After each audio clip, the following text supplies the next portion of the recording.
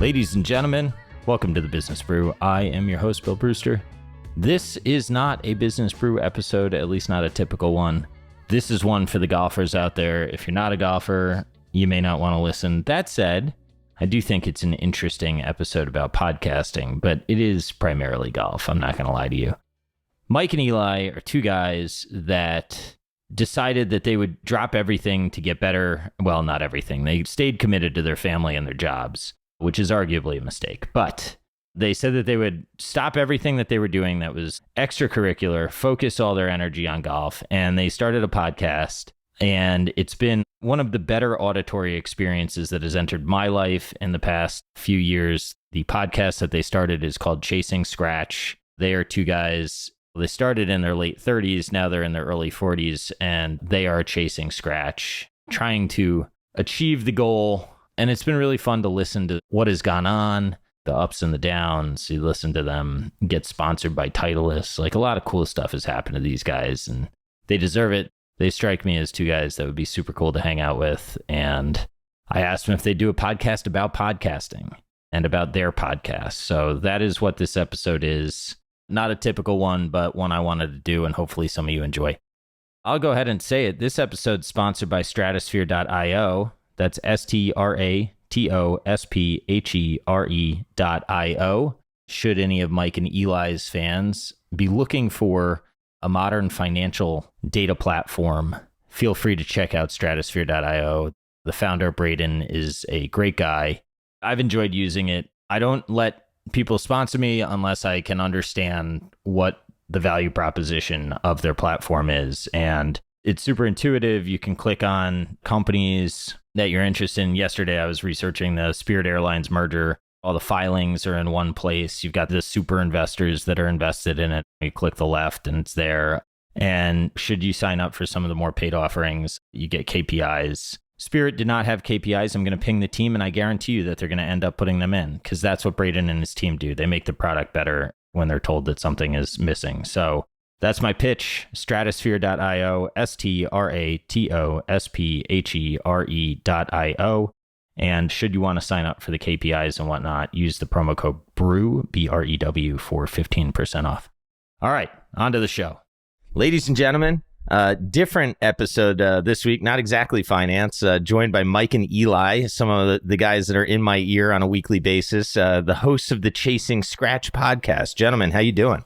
Doing well. Thanks for having us. Thanks for having us. Yeah, doing well.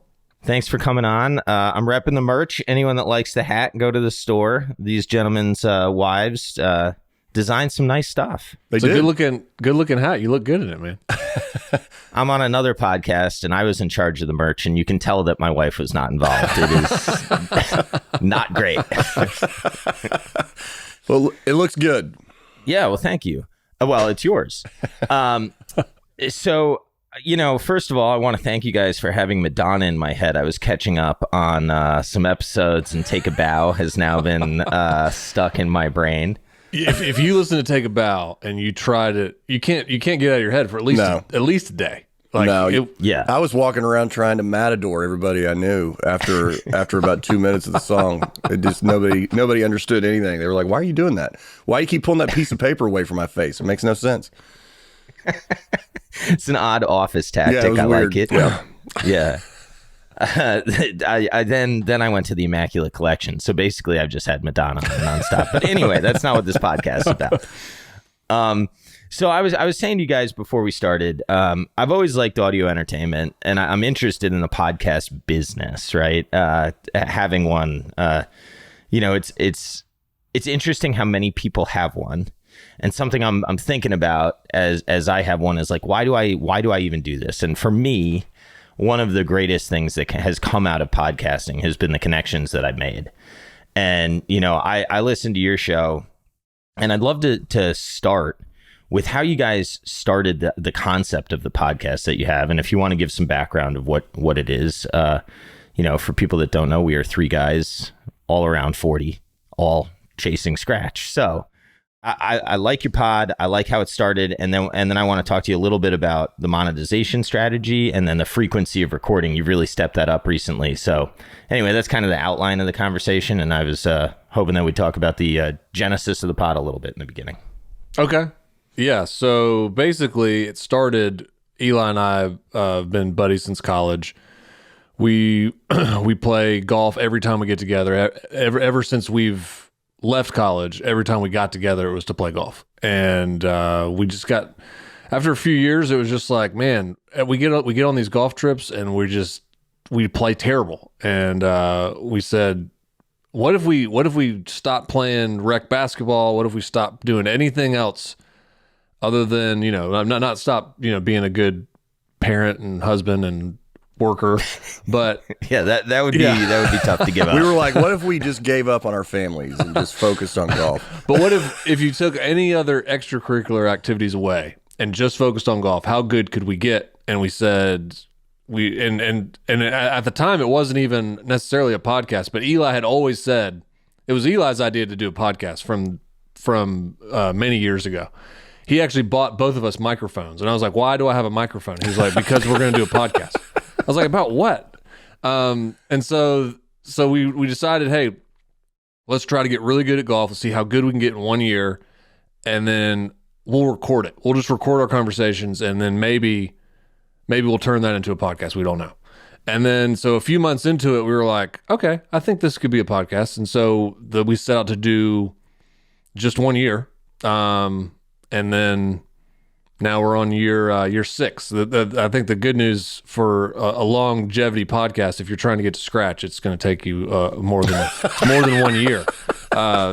It didn't look like it for a minute, man. You guys came out of the gate and you guys went from like 12s to 3s and had me questioning everything about my life. I was like, if these guys get to scratch this quickly, I don't know what I'm doing.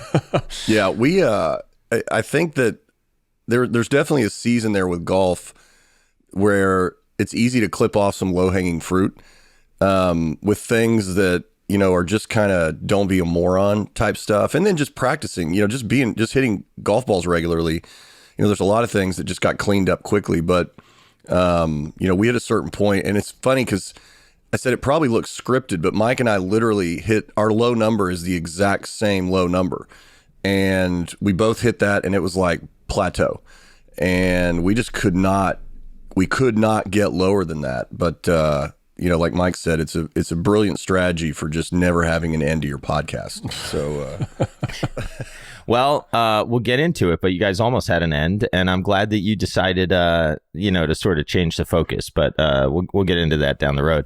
I am happy for you guys that there's no more rope hook, pull hook, rope hook. I'm not happy. That was my favorite part of the show. You never know. You never know, though. It can come out at any time, but it sounds like it comes out a little less consistently these days. I've got more fixes for it. I might hit 2 or 3 rope hooks in a row, but after that, I can probably do something else about it. That's my miss too. The problem with that miss is it doesn't stop. Yeah. No, it does not. It's going out of bounds. Yeah. No. Yeah. You're going to hit it hard though. You'll feel good about that. Yeah, that's right. That's right. All right. So you started out, how much of a back catalog did you send Lenny? Lenny's the producer for those that don't know, like my Matthew Passy. Yeah. So we recorded for probably what, Eli, 3 or 4 months before we decided, hey, this is a podcast. And then we decided to figure out how we were going to do the podcast. And then, so yeah, we started in August of 2017. Our first episode was March of 2018. So we had about 6 months worth of material to go through. And we did reveal who Lenny is, Bill. I'm not sure if you heard that. I don't know exactly who Lenny is. Okay. Lenny is my computer. Oh, really? Yeah. So Lenny is you. Lenny's me. Yeah. I see now. I was listening to the listener questions. I must have missed this, but you said Lenny's a real person.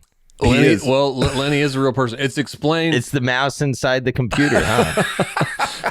The computer was named. It's the dumbest story ever, but it's on the last episode of last season. So there's a full. I'll need to re-listen. There's the full Lenny backstory, but So yeah, we did. So you're doing it yourself. We did. What's your background in like content editing? Not much. So we just kind of learned a lot on the fly. In a previous job, I I did a little bit of video editing.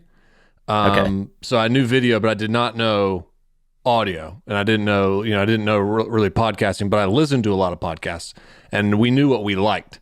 And I think that was our main goal from the start, is we just wanted to put something together that we liked. We had no goals of doing anything beyond a year. It was like, hey, this could just be a cool story. Let's just see if we like it and our family and our friends like it, and then that was going to be it. Well, we had a two-part litmus test.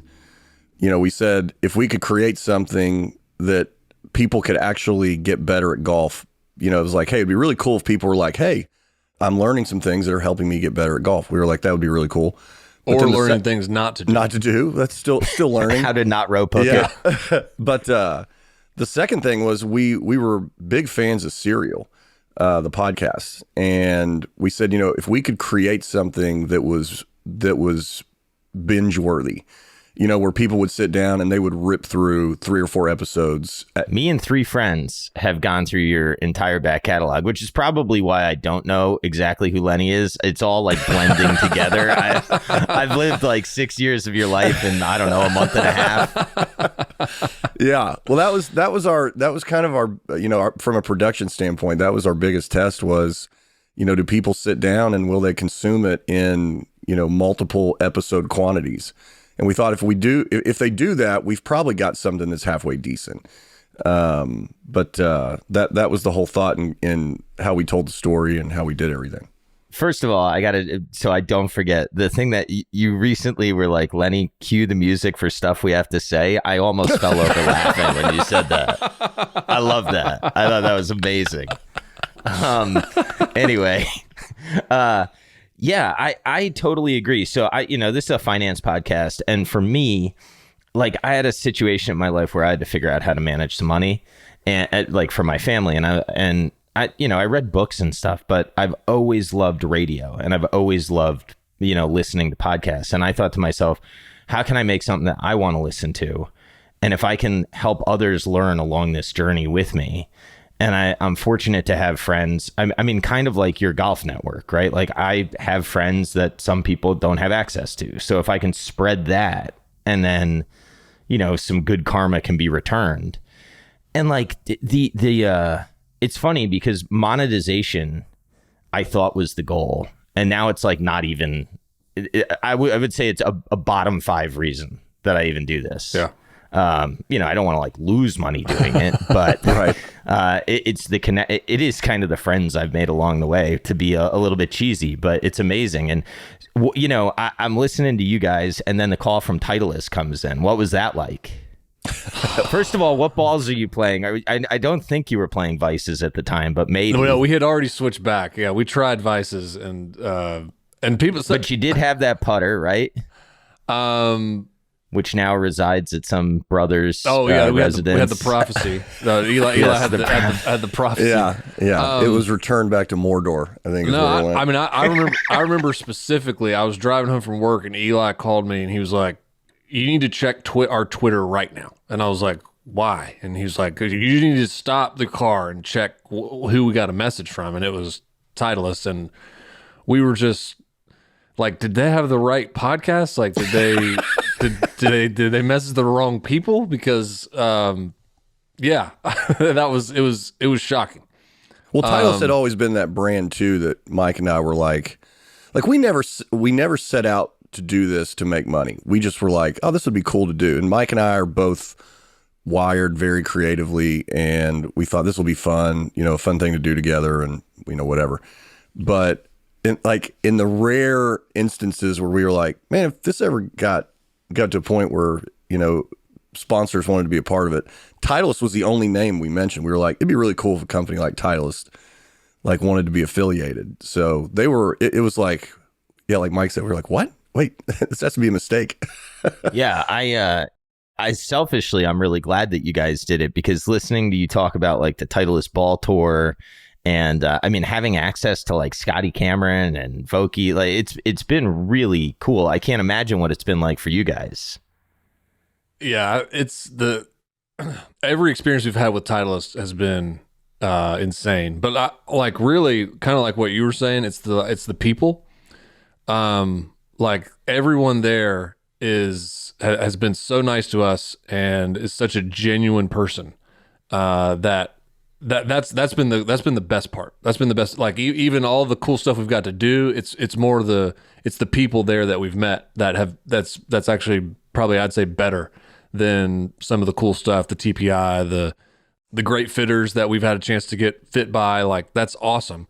But the relationships are even better than that.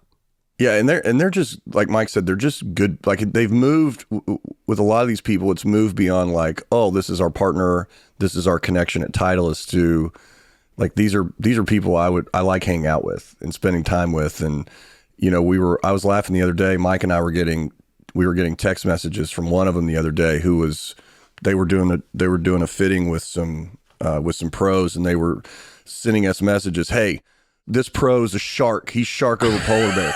This guy's polar bear over shark, and here's why. And you know, there was a video they sent us of one of the players that was like, all right, look, here's why I'm a shark guy. And it was like, man, these guys, I said the Titles people, it's beyond just, you know, this is our sponsor and partner, and you know, it's kind of like they're just friends, and you know, we all happen to share the same hobby. So not everyone's going to understand the shark polar bear thing, but now after this, you're going to. Let's get the actual facts out here from a hypothetical.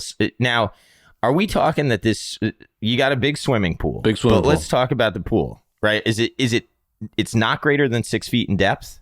Not greater than 6 feet. Olympic size. Okay. So it's basically an Olympic swimming pool, and you've got a great white that is not eaten in a month against a polar bear that also has not, and they are going to fight to the death. That's true.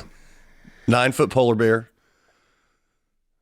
So I was on Team Shark, and then I talked to somebody who Past was in. tense? Well, hang on. I'm open to coming back. No, Bill, you're on the right track. He said he's dove with great whites, and they attack from the bottom. By choice. So, they could attack from up top. They could drop out of a ceiling tile if they wanted to. That's just where they choose to attack from. I'm not sure that I buy the ceiling tile thing, but I can understand. So you have a very fast swimming shark, wide open. Polar bear goes to swipe him, loses his paw. That's it. Then he's bleeding out. The other side is the polar bear is just beating him up, right? So, and he's not comfortable attacking. And now my brain, the amount of time I spend on this stupid fucking question is not nearly as much as you guys, but it's a decent amount. I'm walking around asking random people, what do you think of this? Yeah. It's tough for me, but when you see videos of sharks trying to catch like turtles, they don't have the best aim. And turtles? Have you seen the turtle's got video? A protective shell. No, but like he misses him. Like they miss if the shark doesn't catch somebody by surprise. Like when they attack, their eyes close and they lunge. And a polar bear, I think, can move out of the way, and then in it's over. water. In a pool? If I put you 2/3 deep into water and I swim, and a shark swims at you full speed, have you seen a polar bear move in water? You're not seen the man. Have you seen the polar bear jump out of the pool? He's submerged in the pool. He jumps out. Bill, you see what happens? We're just right back into it. We're right back into it.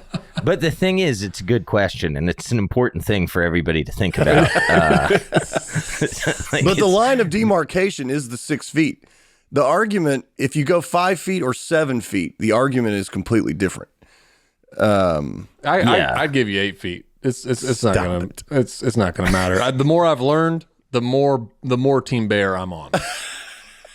Really? So, and you've had this conversation for a very long time. Very long time. Someone just asked the chat GPT, whatever that thing is, the AI. Yeah, it's Team Polar Bear. Okay, but it's also wrong a decent amount. But it knows everything. No, the machine knows. The machine knows. She knows. Well, it's definitely confident in its incorrect answers. That I will give you. That's funny. Well, now hopefully that becomes a thing on my show, because I do think it's a virus that should spread.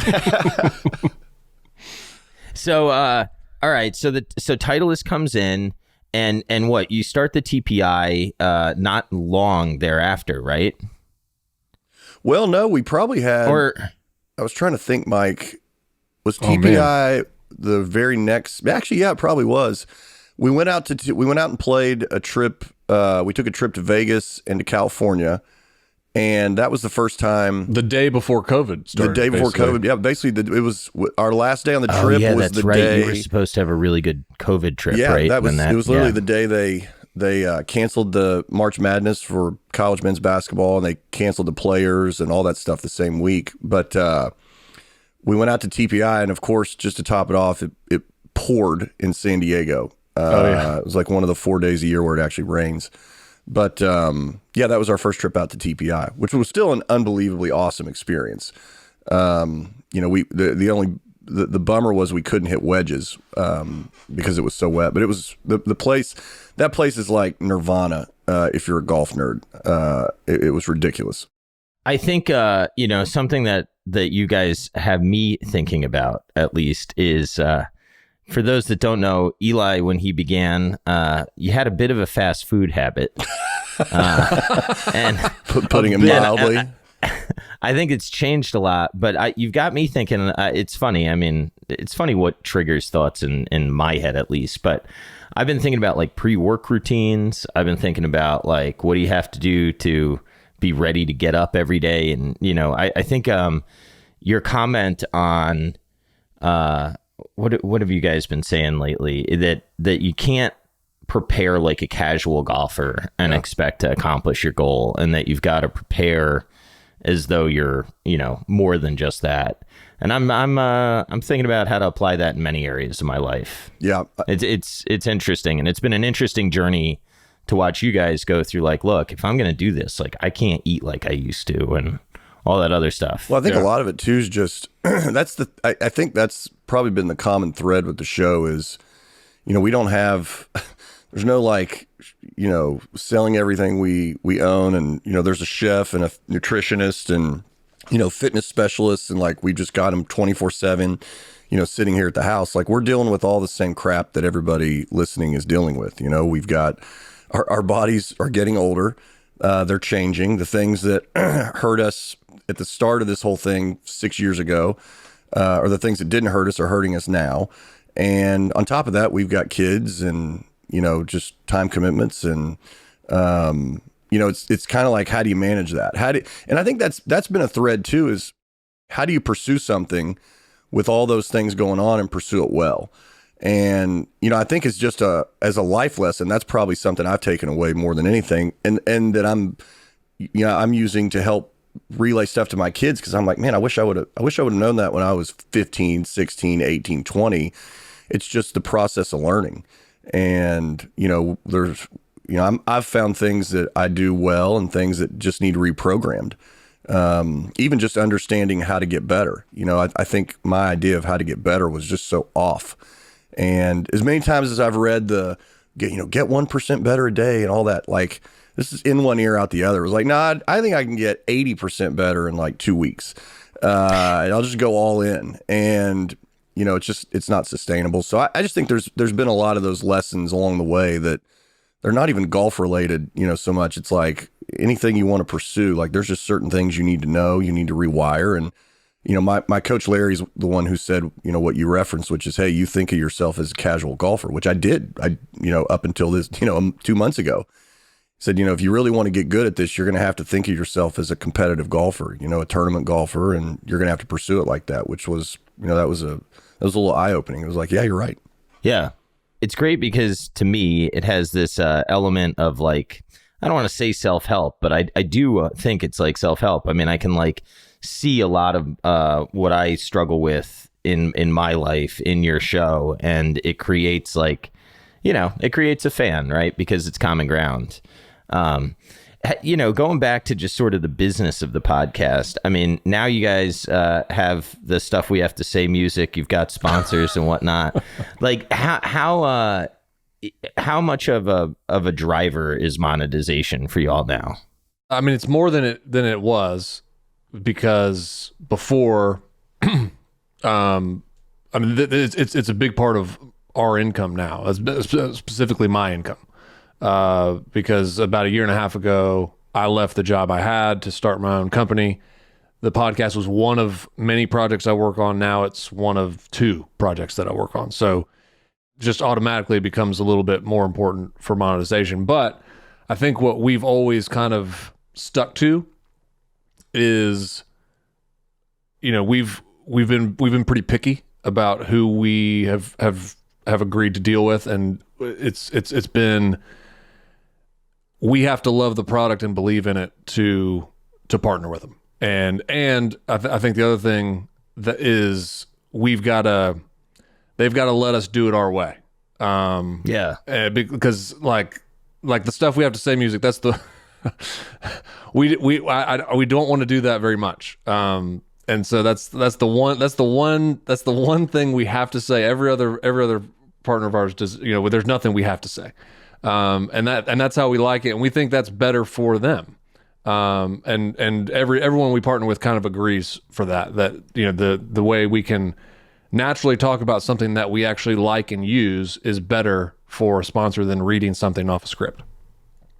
100%. And it actually, like, when you introduce that to it, I mean, I listen to Tim Dillon too, and like the way he does his reads, I mean, as a brand, you may not like, if you're in business school, you may be like, I don't know that I want people doing that to my brand. On the other hand, people actually listen, right? And like when you say something in an authentic way, and you're like, look, I use this product, and this is what I'm going to say about it, I think it goes much, much further. And it's nice that advertisers are kind of on board with that. Athletic Greens is a great example, because that's the one with the stuff we have to say music. But it's like 8 seconds of things that we have to say, and it's surrounded by us saying that if you take Athletic Greens, you will live into eternity. And I think when we first introduced Athletic Greens, we said it was the equivalent of eating 80,000 carrots, was what Mike said. Yeah. So, like, I think that these people, and I mean, I just know for me personally, like, I listen to other podcasts. I'm a Bill Simmons podcast guy. I like listening to his stuff every now and then. I completely fast forward through the first 3 minutes because I know it's ads. And, I think most people listen to our ads because we've, and that's all Mike. I mean, he's done them creatively and they're funny, and it's almost like part of the show. And even with, some of the companies, I mean, like Titleist is a great example. Titleist is really not even, I mean, they're just a character in the story now. You don't even think of them as, it's a read or whatever, because that's not how we view them. We view them as a character in the story. We've barely ever done anything purposeful with Titleist because it just naturally comes up. I mean, it's just like, it's the ball we play, it's the clubs we play. Yep. When we're talking about our round, it's like, it's just, there's no number of mentions. There. Yeah. It's not like you have to mention us. You have to say this, usually when we talk about Titleist, it's like, oh, this made a difference, or this thing we were fit for. Like, it was legit. We were out in the course, we saw it. But I also think that's why, like, most of the other sponsors are people that, and we haven't talked a whole lot about this on our show, but they're mostly people that we like their stuff already.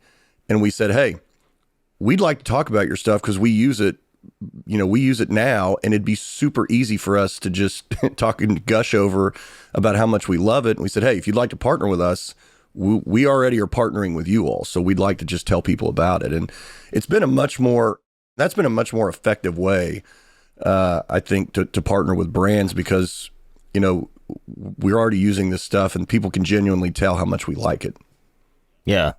That's been my general philosophy as well. I don't take sponsors unless I like the founder, believe in the product, and I'm comfortable saying, like, I co-sign this, right? Right. It's maybe not the most lucrative short-term strategy, but I think long-term it's the best way to build like a true partnership. So it's been really a joy to watch you guys. It's funny because part of why I want to have this conversation, this is an investing show typically, and a lot of us debate Spotify a lot of the time, and one of the potential avenues that they think that they can or some of the bullish takes on Spotify. They think that they're going to make a bunch from streaming ad insertion. But I'm kind of like you. I mean, if I'm listening to a show and the show just breaks off into an ad, and specifically like a non-host read ad, I just fast forward through it. Yeah. And most host read ads, if unless they're done in a way that makes me want to like listen, I just don't listen to it. So I'm very interested to see how the business of podcast advertising goes, because I think like here's an example. I trust you guys. I know what you think about Titleist. You guys have me thinking about whether or not I need to go get fit for which ball I play. Like somebody gave me the Pro V1 left slash or whatever. Oh, left dash, yeah. Yeah, and like I didn't think that would be the ball for me. And then I don't know, I played it the last 2 rounds and like I'm hitting the ball straighter than I have. It's not spinning like the Pro V1 does, but I'm not sure I need it because that spin creates the rope hook. And you know, it's just like something that I'm like, okay, I need to check this out. I play Callaway wedges now. I had Vokeys for a while. I'm trying to find the right bounce in my wedges. I'm open to Vokey, like they're going to be in my tryouts, you know. So it's like one of those things that I think I think the Titleist partnership with you guys has definitely driven me to thinking about what my equipment is like and whether or not I need to check them out. And what more can you ask for if you're a brand? But Titleist has also let us. They've never said, "Oh, you can't say that." Yeah. You know, like I remember that being like a key part of your negotiation with them. Yeah. You're like, we got to be authentic. we have to say what we genuinely feel, and I think like you mentioned the Vokey wedges. You know, we went down and got fit because we couldn't do the TPI fitting the first time we went out there because it was raining. Wedges were the only place we didn't get fit because it was just sopping wet.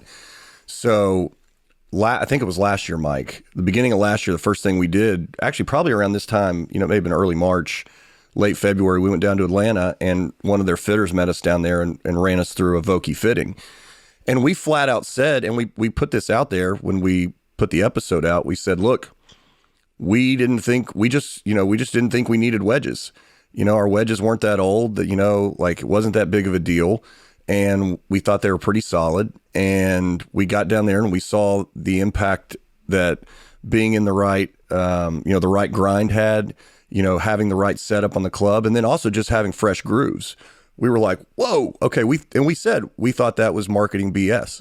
We did. Yeah. And we said it like that, Mike, if I remember correctly. We were like, we thought this was just marketing. Yeah, we did an honesty. We did a confession at the start of the episode and said, when they asked us to get fit for wedges, we were like, okay, I don't know what kind of content we're going to get out of this, because I guess we'll get fit for wedges, but I think you should get fit for driver and irons, but wedges, really? And then we found out, man, yeah, you should definitely get fit for wedges, because it was the amount, the change in based on how steep your swing is and how the bounce affects how you hit the ball. Just shot after shot, handing us different wedges was like, it blew me away.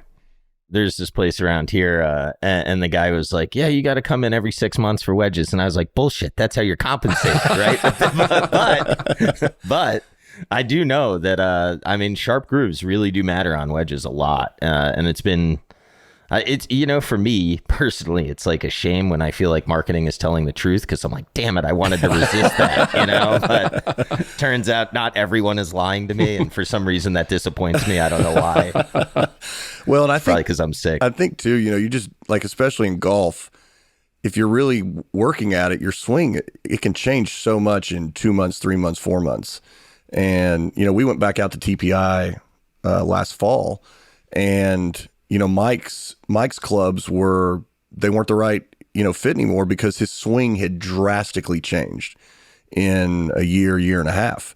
And so they said, hey, we need to tweak these, we need to make some changes based on all the work you've been doing on your swing. And, it's amazing to go through that process, because, and I went out there not being able to hit a driver because of changes I had made in my swing. And, they work with you for 30 minutes. And I'm kind of like you, Bill, like, actually, we documented this early in the show because Mike wanted me to get fit for a new driver in like the second season. And I was like, I don't need a new club. The club has nothing to do with it. Like, I'd rather invest that money in lessons, and that's where I'm going to get the best return. And we argued about it for a while, and then I went and got fit, and it was like, oh, you need lesson work, but you also need to be in the right equipment. And, I said, we were out at TPI, and it was in 30 minutes, they changed, they corrected what had been a huge point of frustration for 2 months. But yeah, I just think you have to be authentic, and when something works, it works. And when it doesn't, like, it's okay to say, no, that's really not what you're making it out to be. And they have given us, and really everybody we partner with has given us complete freedom, really, to just say, from our viewpoint, what we like, why we use it, and it's worked out well.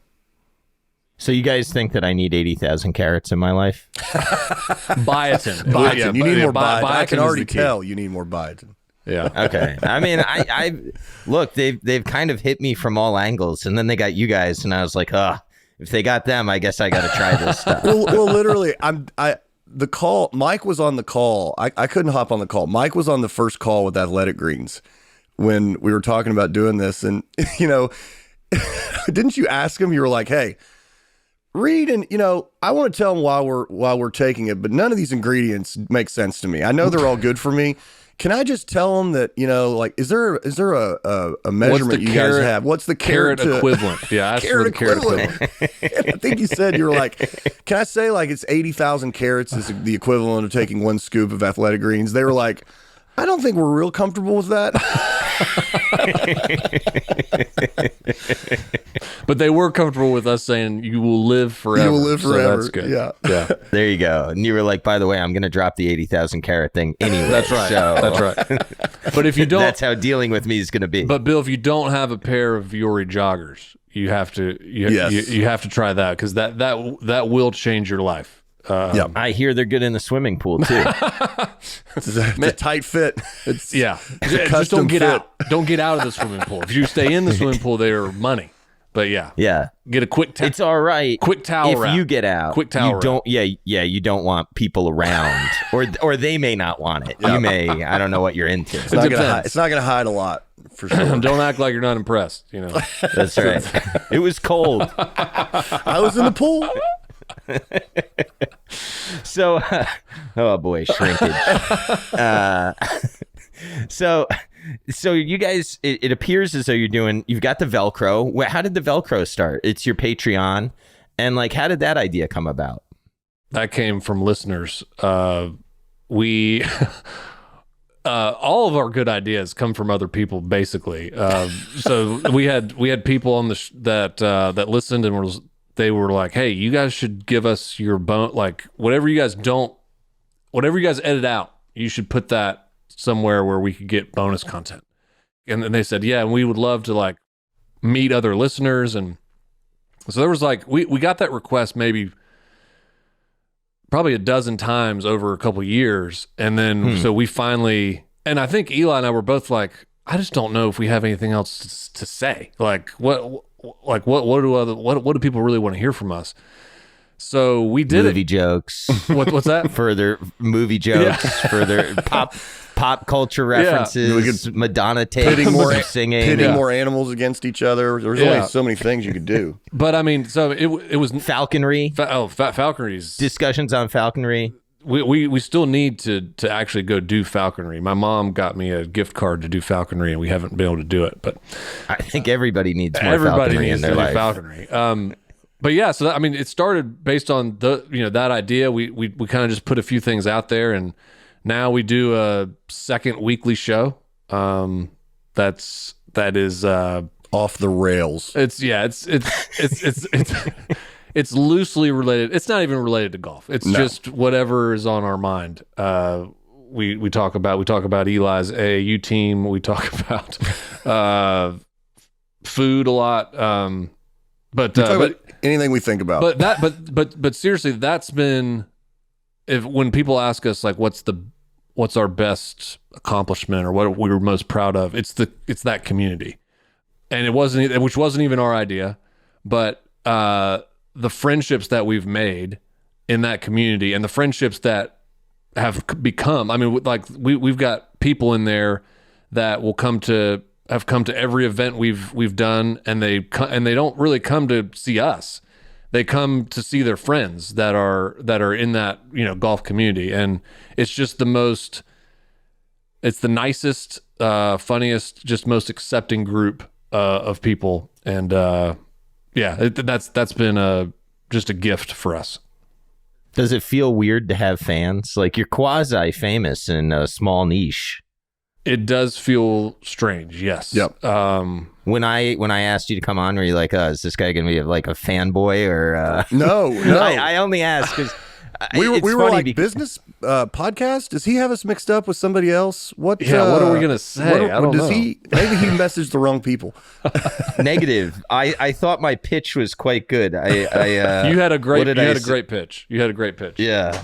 Well, hang on. I'm going to see if I found it, because I was listening to you guys and one of you was like, I'm done. I quit. And I said, that would have been me.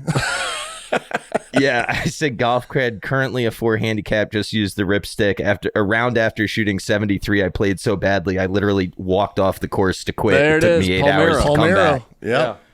Dude, what a frustrating game.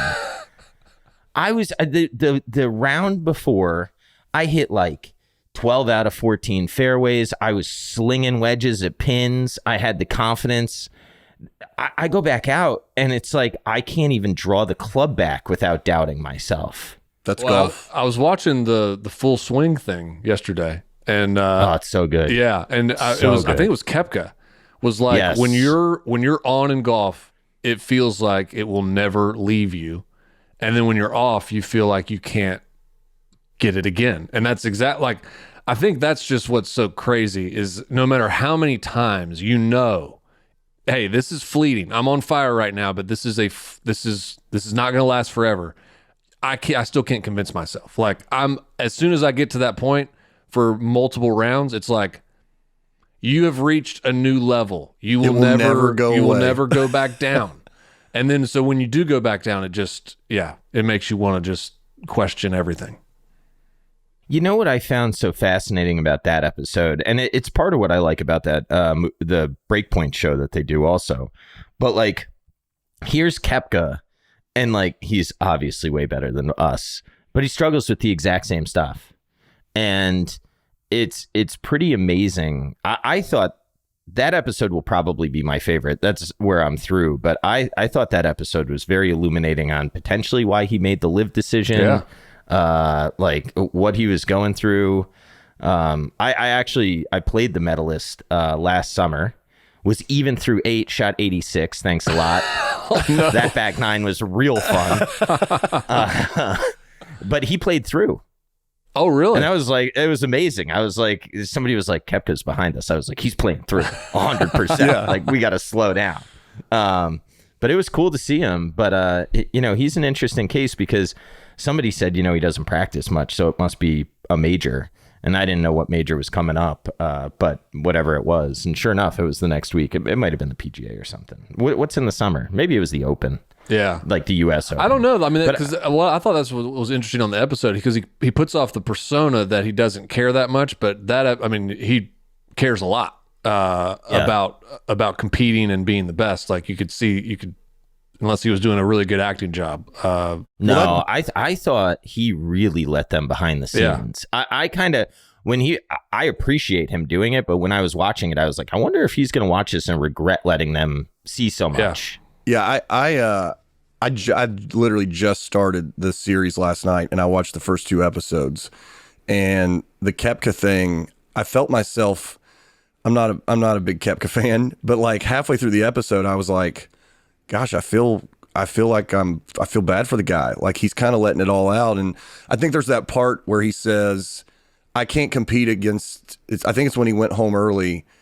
Was it the Masters? Yeah. I think he went home early from the Masters and missed the cut. And he said, I can't compete against these guys on a day in, day out basis. I was like, gosh, I don't care if you like them or not. There's a certain level of humility it takes to say that in front of a camera that I was pretty shocked by. But and I thought the other really interesting thing is he's saying that after he's got this huge trophy case in his house that's got 4 major trophies in it and a bunch of empty spaces. I kind of wonder if those empty spaces are like haunting him now. Yeah. Right? Like, because once you lose, when you have that confidence and you have all that empty spaces, all there is hope. But if you don't have your hope anymore, all that empty spaces is a reminder of what you're not accomplishing, potentially. I don't know. Yeah, it's a reminder if I was of his failure. coach, I might be like, you should maybe take these away. Yeah, let's put some family pics up here. We need Dr. J, Yeah. J to hook up with Brooks Koepka. Yeah. So Eli, what does coaching do for your life? I have started to coach I was an assistant for my kids' flag football. The happiest moment of my life. I don't know if my local community loves me because we were getting blown out, and I called the right plays. We go down the field, we score a touchdown, and I, like an asshole, spike the ball so hard it goes into some other game. But I couldn't control my excitement. I was so happy for these kids, you know? Yeah. So what does it give you? Well, I think for me, so I played basketball in college, but I had just so much regret over the path that basketball took me on in college. You know, everybody that plays college basketball, my goal since I was a kid was not to play in the pros. You know, I'm from Kentucky. You know, we don't have a pro team. Division I basketball is the peak of what you want to do basically when you're growing up here. And all I wanted to do was play Division I basketball in college. And so, you know, I did that. And when I got to school, I thought, well, I had a good high school career. I'll just have a great college career. And, you know, you fail to realize everybody that's on the team had a good high school career. And they were all, everybody could play, everybody could score. And, you know, the experience just wasn't, I mean, it was great. And I met wonderful people that are friends for life. And, you know, we had a really good run as a team over a couple years. All that was wonderful. But just for me personally, you know, I didn't hit a lot of the goals that I had set for myself. And when basketball ended, you know, most people that I knew would go off to play, you know, overseas in Europe and kind of do that for a couple years and then, you know, come back and kind of start their life. And man, I was so burnt out when we got to the end of basketball my senior year. I was just like, I'm done. And that really bothered me. And so when I had kids and when I had boys and they started to like basketball and they, you know, wanted to play competitive basketball, it was like, okay, I want to make sure we put a good foundation in them, not just from a skill, you know, standpoint, but also just those things that I regretted over my career. And Mike and I've hit on whether I played basketball. Mike, you know, it was funny because Mike had the same issues he was dealing with from sports when he was a kid and just personally. But it's just that being hardwired to be unafraid to go after something, you know, to really compete and to not back down. And that doesn't mean you're going to win, but, you know, you can grow so much through that process. So I think for me, it's really cool. And there's no pure way to do it than with young kids. I have a 5th grader and a 6th grader. So, you know, they're not really at that age yet where all kinds of BS gets thrown in, you know, with why they're playing a sport and, you know, self-promotion and all that other garbage. But it's just awesome to see kids. It's awesome to see them rise up and compete and have some success. And, you know, whether that's winning or losing, just rising up to a level and doing something they didn't think they were capable of doing. And I love that. I love it, whether it's sports, whether it's life, you know, your job, whatever it is. So I think for me, it's cool as a parent because I get to take all those things that if I could go back and hardwire myself as a 15, 16, 17-year-old, I just get to plant them in my kids when they're 10, 11, and 12, which is awesome. So I love that. It's great. It's funny because, or it's not funny, but what I'm thinking about as you're saying that is there's so many parallels, and it's probably exactly what's going on. But with what you're talking about and what this podcast, what I perceive your podcast to be, right? I mean, the thing that's so fun to listen to and to live is, you know, scratch is so elusive, right? And there is such a difference between a 4 handicap and a scratch. And then there's a big difference. Like, all I want to do is be able to travel to any course and shoot 78 or lower. Mm-hmm. Like, I don't want to be the 4 that shoots 85 10 of the rounds and then plays pretty well 10 rounds. And I have this low handicap that you take me out to a country club match, we're getting smoked because I don't know that I can count on my game, you know? Yep.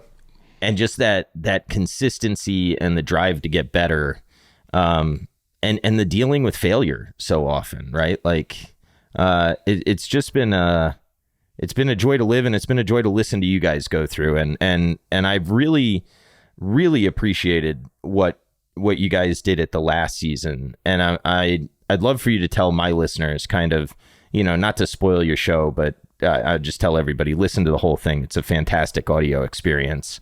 But you get to the point last season where you look at each other and kind of go a little bit Brooks Koepka on it, right? Like, scratches what you're not sure you can catch. And I appreciated the honesty, not the honesty hour, but the honesty of you guys saying, like, are we frauds here? And the reframing of what you're chasing. So I'd love for you to just kind of riff on that a little bit. Yeah, I think it's something that we've asked. We started out this was a 1-season show, and then it became a little more than that. But we've always asked each other in the off season, like, do you think we can do this? And the answer has always been yes. Like, it's always been, that's not even a question, because there's something that we haven't done that we're like, that's the answer. And we start every season with, that's the answer. And the end of last season is our third year of kind of being at the same handicap, not really improving from a numbers perspective. And I think we both hit it at different points last year, but it was like the realization of, like, you're not close. And I don't think we wanted to admit that to each other, because we didn't know what that meant. Like, and I truly did not know, if I told Eli that I didn't think we were going to make it, like, we always said, if we don't think we're going to make it, then we're not going to do a show, because we're not going to pretend. Like, that's the worst thing I can think to do, is that we're going to just get on here and not be authentic. And we just thought, like, if we don't believe we can do it, then no one's going to want to listen. We're not going to want to do it. We're like, recording is going to be a chore. We don't want to do that. But it was interesting. And the moment that was kind of captured was when I kind of finally said, okay, like, because we were really struggling with what the next season was going to look like. And we had this idea that we were going to say, okay, this is going to be the last year. If we don't hit this certain number, then we quit. And then, but that didn't quite feel right. But it wasn't until we actually got really honest, and I admitted to Eli, I was like, hey man, I don't think we can do it next year. And Eli was like, I don't think we can either. And then there was like this just really awkward silence, and we didn't know what to say. And then it was like a lot of tension just went out of the room, and everything went back to normal. And then we started to kind of see clearly. And that it was about that same time we started talking to Dr. J. He sent us that Kobe Bryant video about what failure really means, and it's growth over outcomes. And that's kind of when we made that shift. But it really took saying out loud the thing that we didn't want to admit, that led us to that process. Yeah, I think I thank Dr. or is it Dr. J? I'm thinking basketball, you know. His real name is Jason Novetzky, but yeah, we call him Dr. J. Yeah, well, I'd like to thank him for sending me on the Kobe rabbit hole as well. It's an awesome rabbit hole. Yeah. Yeah, it is. I got so far down that I was watching Chris Bosh talk about Kobe, and I'm not trying to go down a Chris Bosh rabbit hole. That's not the goal here. No offense to Chris Bosh, but it's I love so much how you reframed what success is and what you're actually chasing. My one fear now as a listener is what happens if you catch scratch. Is the show going to be done, or is it going to be about constant improvement? I'm hoping it's the latter. I don't think the show ends if that happens. When it happens. I like that. When it happens. Because I think there's just I think if you're passionate about something, there's always that next ladder, step of the ladder. You're like, well, I didn't think I could get this. Now that I got this, that's more attainable than I thought it was before. So, we've discussed some pipe dreams that, would be really cool if we could get to one day. But this thing doesn't end when we hit it. I'm very confident in saying that. I think there was points in our mindset where it would have been, but because of like literally, I mean, it's only like the fifth month of since that really happened, but like that completely changed everything for us. Like that shift in mindset from you're chasing a number as your ultimate goal, but that's not your daily focus. Your daily focus is not on what you shot. It's getting better in one way, and that's success. And with that mindset, like it's literally changed everything about what we've done and how we've approached things. Will that lead to immediate success? I don't know, but I know it's a lot. I think we're just in a lot healthier place. I think we're just hoping we don't get boring. Nah. I mean, dude, as long as you keep the movie references, Madonna, self-deprecating humor, and you know, as long as Chasing Scratch really continues to represent chasing improvement, you know, and you keep the human side in the show, because, you know, I look, I'm chasing improvement too, but, you know, I fail, right? And I'm not Kobe. Sometimes I drink, sometimes I don't sleep right, sometimes life gets in the way, and I think that's you know, that's what makes it relatable.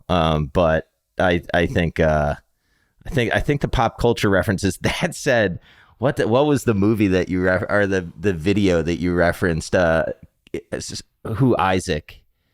With all the women. God, that was such a hot video back in the day. It was Wicked Game. Wicked Game. Yeah. Chris my Isaac. Lord.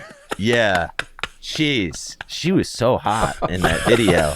But like the only problem, man, is you're gonna get aged out of some of these references for the younger people. We're aged out. Although it's really odd. We're shocked at how many there's so many people. How many people like me there are out there that are like, oh, finally someone's telling my pop culture references. The other way. How many people that are like 18 to 21, 18 to 24, where we're like, you got like, how are we interesting to you? I would think everything we talk about are all references that you were that are born just completely Wayne's lost. World. How do you get anything? Yeah. So we're always like, you like the show? Really? Okay, great. When you guys are talking about music videos, I was like, oh yeah, they remember when MTV was music videos. When there was actually videos that you watched. Yeah, before it was just reality trash. Yeah. Which I happen to watch. The challenge is the fifth major sport. Bill Simmons, right? Anyway, so Mike, what are you doing like with your life? Let's say somebody is they are listening to this and they are enraptured by our conversation, as they should be, and they say, I like Mike. What does Mike do? He said he started a business. Well, how can I support him? How can you answer that question? Man, to support me right now, you'd support the podcast. I've really only got two projects. I help with the website, and I do the podcast. I basically started a company. It was, I guess you would call it a media company. But I help with some video editing and a couple other podcasts, just being kind of the editor. But as we've kind of grown in size and people have asked for more stuff, like more video, like, you know, for the first 3 years we didn't video anything because we were kind of hiding, because we weren't sure we wanted to go all in on the podcast. Like, you know, one of the themes this year is like the kind of the trying theme, and kind of realizing, you know, it's okay to be a tryhard. It's okay to say you want something. But I think, you know, for a while there, we struggled with that, or we didn't know what we wanted from the podcast. So now that we do, there's, you know, that takes up most of my time is this podcast. So if you want to support me, support the show, I guess. All right, nice. I think I should be able to put you in about 400 years that are open to the pod. That's my rough estimate. I love it. If we can convert, you know, half of those, which I think we should be able to. People should. When I listen to this pod, I was like, wow, it's kind of like it's kind of a podcast. It's kind of an audiobook. It's kind of a movie. Like I really, really like what you guys did. And it was like the first golf podcast that I listened to, because all I did was listen to finance, and I'm just kind of burnt out on it. I was like, shoot, I need something else in my ear. And then, like I said, you guys got me at Madonna references and all the other stuff. I was like, all right, I'm in. We appreciate that. How many events are you doing a year? Because you're traveling, like you did the Ireland event. That's part of the regular sort of manifestation of where this is all going? Yeah, that's the other thing that's kind of been added in the past couple of years. We did 3 events last year. We'll do 3 events this year. We've got San Diego in a couple weeks. And then we haven't decided what we're doing in the summer, but then we'll do something around our final match, which you always do in North Carolina. And then we're going back to Ireland in 2024. So nice. So we're excited about that. But yeah, that's that's kind of the other thing that it takes some time. We've luckily got some awesome listeners who just love to help with event stuff and make it so much better than what we would do, because we're not great logistical people. But yeah, the events thing has been cool. All right, and then I got one more for you, and then I'll let you guys get out of here. But I, as a fan and as a content producer or creator or whatever I am, I got a little nervous when you went to weekly. Is it still fun? Yes. Yeah, it's definitely still fun. Because we actually went to weekly. When did we go to weekly, Eli? I guess we went to weekly, but we started in April 2 years ago. And then we took a couple weeks off, but yeah, that's one thing that Eli and I is really important, and we kind of make sure we check in, because that's the one thing that we never want. It can't be a chore. The paterfamilias would be very upset. Yes, the paterfamilias would be upset, but also just like the recording aspect of it. We've always said, like, if one of us is dragging the other person on the phone, like it's not going to be a good podcast. It's not going to be a good friendship after a while. So I think, there's a balance to everything, but so far we're liking the new format. But, Eli, but also, what would you say? Well, I was going to say, we've been recording weekly this will be the 6th season.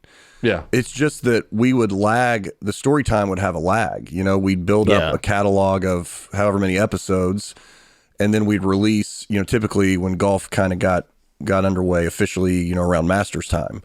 And that worked well, but the problem was, as our audience grew, they would want to talk about things that they just heard on episode 1.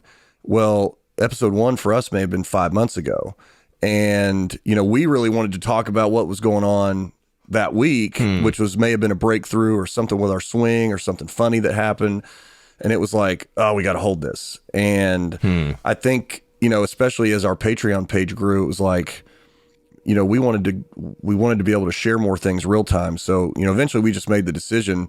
It's just better. We're having the conversation anyways. It's getting cut up anyways. Like, why don't we just release real time so we can actually tell people what's going on? It just makes the interaction a heck of a lot better. Yeah, that makes sense. As a fan, if one of you feels like you need a break, I don't mind if you say, look, I need to pull back for a little bit. The fire is lost and I need my loins burning. That would be fine with me. I would understand that. So we'll see. Well, listen, guys, I really appreciate you guys saying yes to coming on the show. I do hope that we drive some listeners to the pod. Maybe a few of them become Velcro members. And I really appreciate what you guys are doing. Well, hey, thanks for listening and for having us on. This has been fun. Yeah, this has been awesome, and appreciate all the kind words. But it's absolute